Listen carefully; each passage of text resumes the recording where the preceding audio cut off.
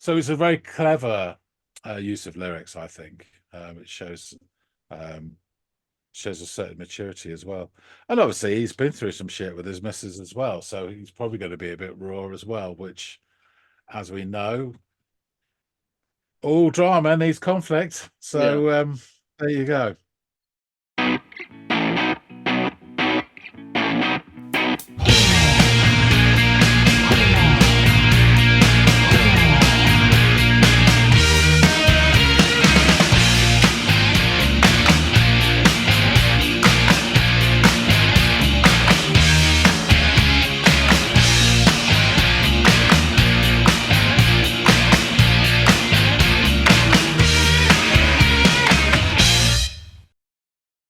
Hey, everybody, and welcome to another episode of Les Audiophiles.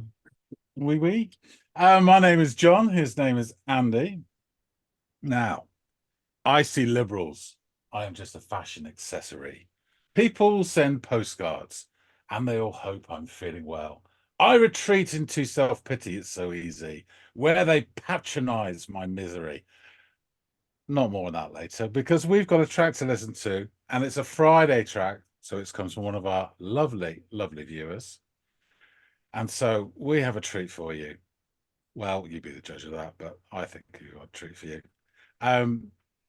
This song was recommended by Evol 2121 2121 2121. I don't know. I'd like to think it's Evol because it's from the Sonic Youth album, but it's just Love Backwards. So, but on the episode Pixies Issue Weird, Evol 2121 has recommended a song by Cursive, and the song is Casualty. And we've discussed it. I don't know this. Andy doesn't know this, but Andy's head is on the block for this one. Do you know anything about Cursive at all, Andy? I know of them. It's one of those things where Right. probably been recommended to me. I probably read their name in an article or something like Yeah. that. I got Rolling Stone for years there for a while, so I'm sure I read some stuff about them in there, Yeah. but never got around to listening to them. Couldn't even tell you what I think their sound is. I mean, I know it's they're somewhat modern, so I'm imagining it's some form of like an indie rock or emo thing or something like that, since given when it came out. But that's pretty much the extent of what I know. So this will be my first time really sitting down and giving them an honest listen. Okay. Well, you go off and enjoy the African rhythms of Cursive. No, joking. I would think. I would think. All right, will do, man. I'll go up and give it a listen and come back and let y'all know what I think.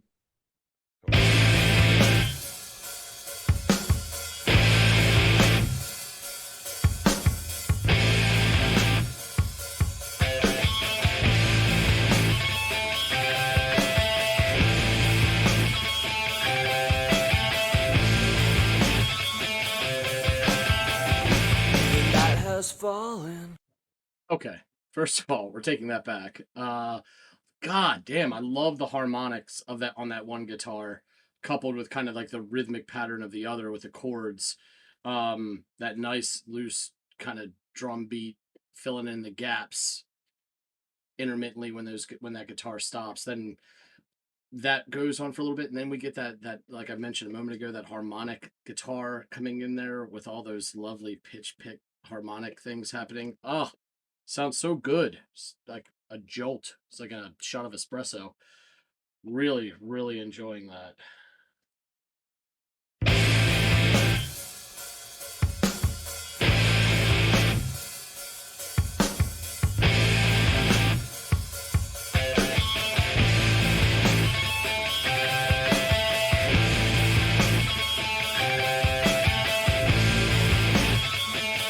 It kind of reminds me a little bit of like some stuff by a band called Helmet. Uh that I mean from way back when that I used to listen to. Still do occasionally from time to time.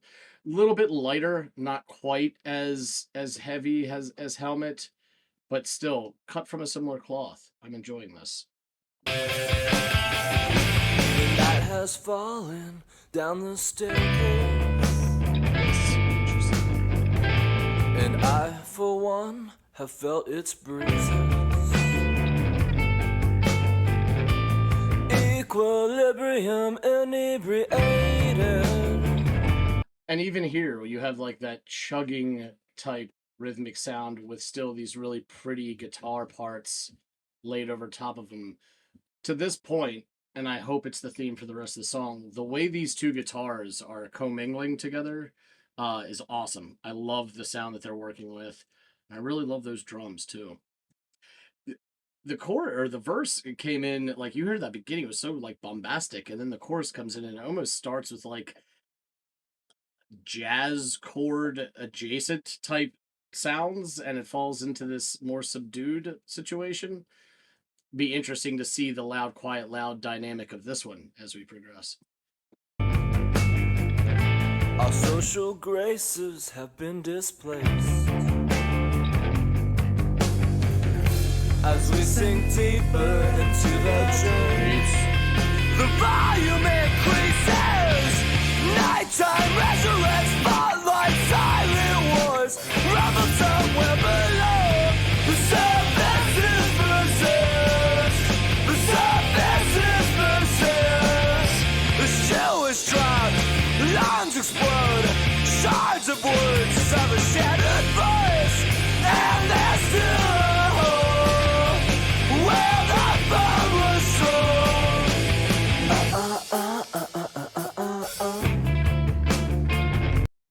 I loved that. I know that that might be the part that is polarizing for some people. His delivery, perhaps. Love the raw emotion behind it, and I love the way it took off at a part lyrically that makes a lot of sense. And I'm actually really enjoying these lyrics too. I mean, I'm sure we'll go over them with John, but the bits that I'm catching, smack of like poetry. And it's kind of sad, but my God, yeah, I think I'm really, really, really liking this.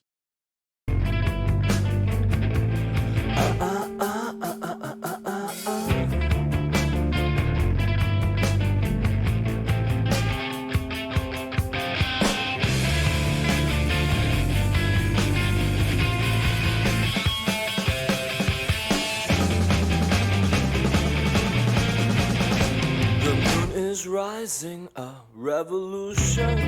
Nice. Nice. I close my eyes and the room is spinning. Oh. You're screaming, sweetie, the moon has raped me. It's left its seeds like a tomb inside. These touches, I'm sorry, I'm stopping this. With these touches that the drummer is adding for this, just this change of flavor, little change of pace throughout this verse is really great too. I am loving this. Moon is rising, a revolution. I close my eyes and the room is spinning. You're screaming, sweetie, the moon has raped me. It's left its seeds like a tomb inside me. So I must learn to abort these feelings. This romance is bleeding. Nighttime triggers the landmines, bedroom wounds. Lovers like bring ideas. March into my tomb. March into my tomb. Soldiers down, floodgates burst. And I said things I wish you never heard. Like there's still a home where the phone was thrown. It's growing as we speak. And it's sucking us both in a vacuum of sorrow to swallow up the day.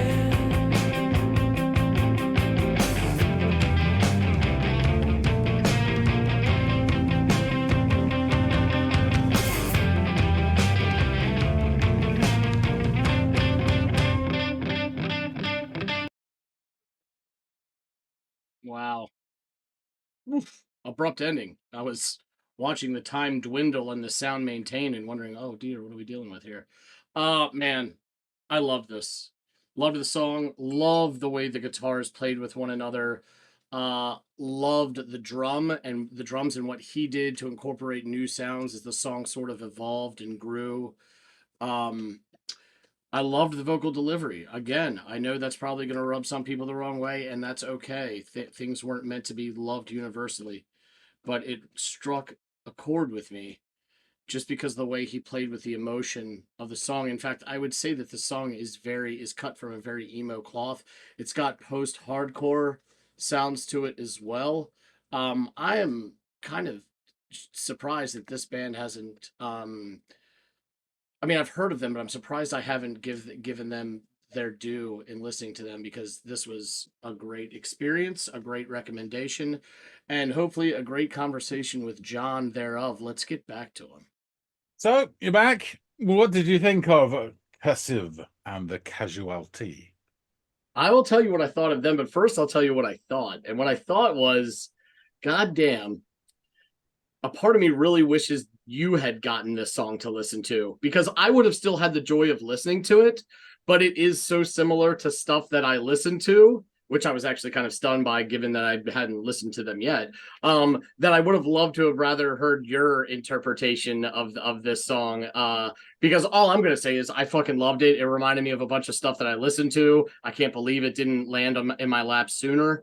Yeah, it reminded me of a lot of stuff that I brought to the table here and stuff that I've yet to, or just don't know if you'll be receptive of. So I'm, kind of questioned it. But it reminded me, the songwriting in general kind of reminded me, I mean, the guitar work a lot, and even the drums is something that a guy named Paige Hamilton, who heads this band Helmet. I don't know if you've ever heard of Helmet. Yes, yes. Yeah, it reminds me very much of his style of writing. It also kind of reminded me of some Sunny Day Real Estate stuff and how the guitars played with each other in this particular song. But yeah, there was and even some hum too, if I'm being honest, which then made me think it's so weird that this song came recommended on a Pixies reaction and not a Sunny Day Real Estate or a hum track that we've done, just because of the similarities I correlated between the two. But anyway, I'll get into the notes that I took on this. I love how it started with those like kind of thundering electric guitar chords, backed by that nice cymbal work and drum beat filling the gaps when they cut out that, because just hearing that beat alone after the guitar gives so much more gravitas to the beat for some reason in my mind. That's how I ingest it. So I really, really loved that. Then we get this introduction of a second guitar part, which utilizes all these lovely pitchy harmonics that add this almost frantic, abrasive tension to the song, and just to the sound in general. And this bit is this is where I said, okay, this bit is reminding me of Helmet a lot. In fact, it reminded me of this specific song, Exactly What You Wanted, which also has kind of that drum beat behind it. But there's also a little bit more nuance to this, and it's lighter than Helmet. But I'm at this point I'm really, really liking what I'm hearing. So everything cuts out briefly, and then the song shifts into the verse, and we get this sort of toned down sound, comparatively subdued to the bit of music before it. And the first chord is almost jazz guitar chord adjacent, the way it kind of is that clean strum almost. It's very interesting, coming off the back of those hypersonic harmonic sounds that we were getting from the guitar before that. And the I would say that what this guitar does with that jazz chord and what it does subsequently really again meshes well with this sort of chugging rhythm guitar that's happening underneath of it. And they again, in a completely different light, they're doing the same thing where they're commingling so well together. And it's nice to hear the two very different dynamic parts of the song, that same musical mechanism being used where the two guitars are like bouncing off one another so well. The chorus begins subtly, as if there isn't really much dynamic shift from the end of the verse to the very beginning of the chorus. But as the first lyrics unfurl, as we sink deeper into the drink, the volume increases. The music takes its cue literally from that line, and everything becomes bombastic. including his anguished emotional delivery, which gets ramped up to 10. And now I realize this is probably the point, if there exists one in the song, that some folks would be turned off by this shift in the sound. But I loved it. I thought it was so raw and powerful and told the story of this domestic toxicity so well, that it became a storytelling mechanism rather than just a cacophony of mindless, useless sound. It served a purpose, and it served it really, really well. So the cacophony of sound then collapses back into a more subdued one, and we get this post chorus of almost sarcastic ah ha ha ha's happening in the wake of all that like emotional distress. And then more amazing work between these two guitars, followed by this awesome switching and playing on drum patterns that start to become a thing from this point forward in the song, which I also love because this drummer's been killing it to this point. Now he's really adding his own signature to the back half of this tune. And they go back into the verses, and throughout the second verse, the drums continue to play with these really interesting patterns and fills. And between that and the wonderful guitar play, I'm fully in love with the song. I've also been noticing some really evocative and well-crafted lyrics, more of them, I should say, throughout this number. The bit from the second chorus really stood out to me, where he says, "Nighttime triggers landmines, bedroom wounds, lovers like brigadiers, marching 2 by 2, marching 2 by 2. Love that set of lyrics right there so much. And then we get this outro bit, him discussing the vacuous hole in the wall, a battle scar upon the home incurred during one of their arguments when a phone was thrown.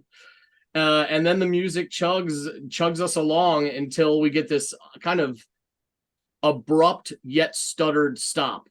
And as a reactor who's trying to pause before anything cues after the video, I was really up against the wall there. But I fucking loved the song. It was great, man. What a great recommendation. I'm kicking myself for not having followed up on, I'm sure either a recommendation or a blurb in an article that I come across. But I really enjoyed this, and like, I don't expect you to have notes, but I'd really love to know what you think about this one, especially. Yeah, it's interesting what you say. I mean, I think, in the words of Madonna, for me, this was borderline. Sorry. I would have to say that I got the introduction, the first sort of 30 seconds, absolutely loved it. And I thought, this is really exciting because it is a really nice sound to it. Without having the context, I listened to it first and then went and did some research, etc. So I didn't get the lyrics as I was listening to it the first time. But it had that, it's weird because it had a kind of, I would call like a post-incident tone to the verse, like, oh, something's happened and we're sort of kind of talk about it, like you get an adrenaline dump after something. And it's kind of had that feel to me. I'm probably reading it wrong, but that's how it was. And I think it then got to the chorus, and you're spot on. That's the bit that turned me off. And it's weird. And there's obviously exceptions that I take to this sort of thing, where I absolutely like. You can say that Black Francis's screeching is exactly the same as this. To me, it isn't, but I can see how most people it would be. But I love when he goes batshit in Pixies. I didn't like this so much. I think I get a feel from it that it's quite an inward-looking sort of emotional turmoil, and that's probably why I don't connect with it. And without being dismissive of it, it does to me, and I don't mean this in a sort of derogatory term, but it does feel a little bit sort of juvenile in terms of the emotional, content. I just see it on that level, and I know it's me not getting it. I know, but so no, I think you get it. It's just it's how you react to it when you've gotten it. It doesn't connect to me in the same way. I think different things have different sort of push different buttons with different people, and that's one of the ones that doesn't quite work with me. But I thought that, as you said, the drumming was fantastic. The guitar work was great. I don't mind heavy shit guitar. I think it's probably, if you just that vocal element of the chorus, if you strip that out, I think I'd have loved this, And it was just a gut reaction. It's not like, I'm not gonna, it's just that turned away from it a bit. But I thought this was a very interesting song. And then doing the research and then the context makes it interesting as well. And it's quite ambitious, and I could see how people would fully get into this. And there's, obviously, and you can see why as well. So I'll go a bit about the band, etc. But yeah, I do think you said those harmonics and that sort of first, just sublime because it works so Oh well. my God. And you're right, with the drumming, it made the drumming sound almost biblical. Yeah. Do you know what I mean? Yeah. And you get that sometimes with other bands and songs, and some of the Pixies is like that as well. It's this simple beat, but with all the shit that's going on with it, it just sounds like somebody's hammering at the doors of the temple or something, Yeah, the way it started, it's just not this guy just doing that, Yeah, the way it started was great too, because like I fully was invested in this stop-start guitar chugging with the backbeat behind it. And once I was like, yeah, I'm loving that. That's got my like, it has that, And then all of a sudden you hear the introduction of the harmonic guitar, and that's nice. And then he goes nuts and starts like filling in more notes, and it's just like, oh my God, I had to take it back. I'm like, I need to listen to this again. This beginning is amazing. That was really impressive, I have to say. I wasn't expecting that either. Right, let's get into the band. So, Cursive formed in 1995. They're from Omaha, Nebraska, which is in the United States of America. And they're described as emo and post-hardcore, just in case. Okay, yeah. That's exactly the sound I got from it too. Yeah. After the breakup of the band Slow Down Virginia, yeah, it is Virginia, three of the ex-members of that band, Tim Kasher, Matt McGinn, and Steve Pedersen, formed Cursive, with Clint Shanaze as the drummer. Kasher has said that the band's name was inspired by a passage in a book by V.S. Naipaul, in which the British were forcing subjugated Indians to learn how to write English in cursive penmanship, which apparently is symbolic of a pointless exercise with no value. And Kasher compares this to the band forcing music as a discipline and taking it seriously. So there you go. I looked it up just to check, but they were saying about Cursive being any sort of basically joined up writing, but I always picture it as that more sort of sweeping and flowery writing. Yeah. But anyway, the band has recorded 2 albums before breaking up in 1998. The main cause was Kasher's marriage and his move with his wife away from Omaha to Portland, Oregon. Although the guitarist Pedersen was actually planning on leaving anyway to attend law school. So there you go. A little over a year later, in the summer of '99, the band reformed when Kasher got divorced and returned to Omaha. So that didn't go well for him. However, and with Pedersen gone to law school, Ted Stevens joined the band on guitar with vocals as well. And within a year, Cursive recorded and released their third full-length album, Domestica, in 2000, which won them critical success for the first time.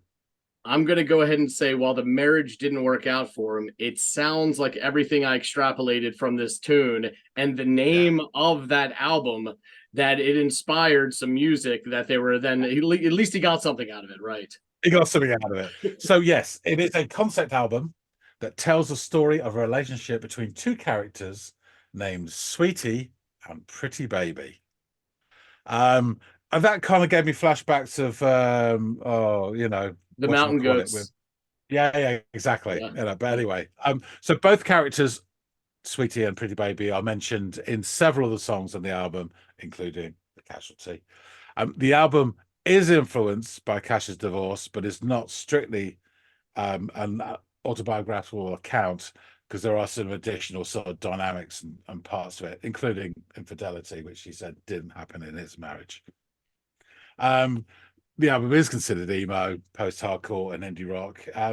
Pitchfork gave the album 8 out of 10, calling Tim Kasher's style as the perfect inflection and expression from the far from perfect vocal cords, and the Mm. brains evident behind the guitar brawn. So quite a nice little catchy somebody there. So Yeah.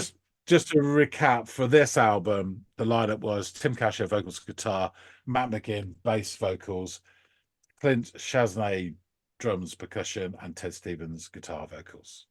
So I'll get into the lyrics. The night has fallen down the staircase, and I, for one, have felt its bruises. Equilibrium inebriated.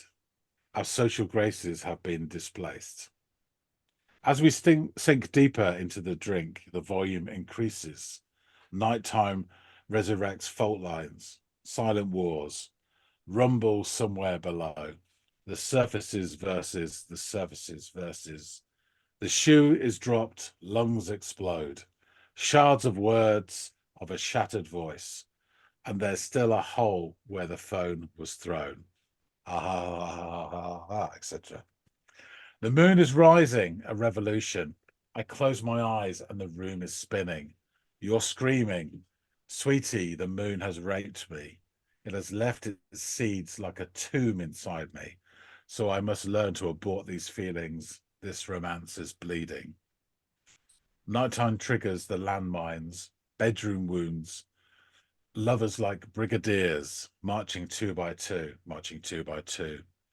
As soldiers down, floodgates burst. I've said some things I wish you'd never heard, like there's still a hole where the phone was thrown. It's growing as we speak, and it's sucking us both in, a vacuum of sorrow to swallow up the day. There you Man, go. those are some heavy lyrics, man. Yes, they are. They are. Jesus. So it's really difficult because I think I went to some of the different sites to get the lyrics and also get some different takes on this song. And I think as part of a story or a concept album, it's hard to take one song in isolation and then give it context. So we don't know how this fits into the overall, but clearly things aren't great. I think is there were some fan lines that were going on about how there's a few key lines in this, and obviously one of the ones which everyone picks up on is "Sweetie, the moon has raped me." It's a very provocative line as well. It kind of gave me flashbacks to Songs Ohio about the sort of the moon in that. And there's people who are saying the moon is a literary device that signifies jealousy within the relationship because it's a reflected light. And I don't know what the truth is, but yeah, the imagery in this is very stark, and it's simultaneously is quite intimate in intimate details, but also quite sweeping in these broad sort of ideas about things like brigadiers marching and floodgates opening and all that, but then little holes in the wall and stuff like that again is an intimate detail. So it's a very clever use of lyrics. I think it shows a certain maturity as well, and obviously he's been through some shit with his missus as well, so he's probably going to be a bit raw as well, which, as we know, all drama needs conflict. So there you go. No, but it's interesting because like just to bring it back to something you said earlier and then something you said now, and I just think it's the lyrics mature, very like intelligent. The delivery you felt juvenile. So it's interesting how you have these really poetic words coming out in a tantrum-y kind of way. But I don't know. I think that kind of works for some people. Like we talked before about, joyful sounding songs with dark lyrics. This contrast works quite often. It just doesn't work for me here. But I'd say that probably works really well for other people. I know clearly because is a breakthrough album for. But yeah, just to continue the story of the band. So Greta Cohn joined the band as a cellist in 2001 to offer a different sound. And after extensive touring throughout 2001, 2002, they actually stopped the tour when Casher suffered a collapsed lung. So yeah, that's a hell of a it's usually a twisted ankle or a, Yeah, you know, right. runny Yeah, nose. yeah. But so after that fourth album, The Ugly Organ was released in 2003 to critical and commercial success. After touring to support the album, Kasha suddenly announced quite abruptly that they were on an indefinite hiatus, giving him time to focus on his other band, which he'd formed a couple of years before, called The Good Life. The other members of Cursive worked on other projects and with other bands as well. Well, Cohn actually left for good and moved back to New York. The band did return with a new album, Happy Hollow, in 2006, so like a 3-year break. And then further albums followed in 2009, 2012, 2018, 2019. And although there's no been output since 2019, the band is still going today. Oh, wow. Cool. Well, there's a lot for me to catch up on then to go back and check out some of their other stuff. They've got I plenty think of 8 albums to studio check out. albums in total. Yeah. Oh, that's cool. No, this was a huge win for me. I mean, it sounds like there are aspects of it that you really liked and yeah. admired, and others that just didn't hit with you. But yeah, a success nonetheless. I mean, I will be downloading the song and adding it to my playlist and checking out more of these guys. So Excellent. Well, yeah, I'll wrap things up then. So thanks, Yvonne, for recommending this. It was a really interesting song, and I'll say more successful with Andy than with me, but I guess you probably would have expected that. But yeah, thanks again so much for dropping it. And folks out there, a couple of things. One, let us know what you think of this song. Let us know what you think of Cursive if you've got more experience with them than us. But also remember, you too can just drop a line in a comment in one of the episodes, and it could be your track we're doing on a Friday. So yeah, let us know. But yeah, we'd love to hear from you, your opinions on this and on the band as well. So please drop some comments. If you like this, do hit the like button. And if you haven't already subscribed, then please do. Have a little think about it. Think real hard. And then do it. So yeah, we appreciate everybody who supports the channel so much. That being said, thanks again so much for watching. And we'll see all of you on the next episode of The Audiophiles. see you guys.